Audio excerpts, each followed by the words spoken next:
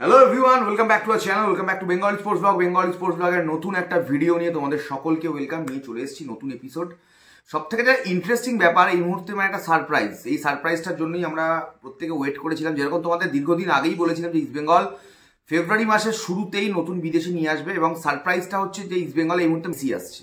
Yes, Lionel Messi নয়, but এটা অন্য মেসি, রাফায়েল মেসি।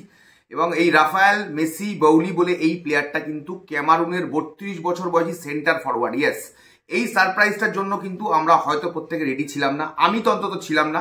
বাট এই মুহূর্তে যা খবর, ইস্টবেঙ্গল ক্লাব কিন্তু এই প্লেয়ারটিকে সাইন করিয়েছে বা করাতে চলেছে বা ইস্টবেঙ্গলে আসছেই, এরকম একটা ব্যাপার শুনতে পাচ্ছি। এবং দেখো, এই অনেকে বলবে যে কেন হঠাৎ করে হিজাজি মাহের রিপ্লেসমেন্ট। এটা কিন্তু অ্যাকচুয়ালি হিজাজি মাহের রিপ্লেসমেন্ট নয়। আমি এখনো তোমাদেরকে বলছি হিজাজি মাহের রিপ্লেসমেন্ট কিন্তু আসতে চলেছে। সেই প্লেয়ার কিন্তু অন্য প্লেয়ার, আর একটা বিদেশিও ইস্টবেঙ্গলে আসবে। এবং এই প্লেয়ারটি যদি তোমার স্ট্যাটস দেখো, যদি দেখো, প্রচুর এক্সপিরিয়েন্সড প্লেয়ার, একজন প্রচুর গোল করেছে। পরবর্তীতে যখন লাইভে আসবো ডেফিনেটলি আরো ডিটেলে তোমাদের সাথে ডিসকাস করবো।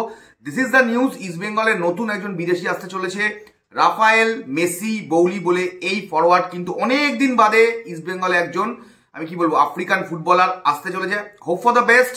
দেখা হবে খুব তাড়াতাড়ি নতুন একটা ভিডিওতে। এখনের মতো সকলকে টাটা।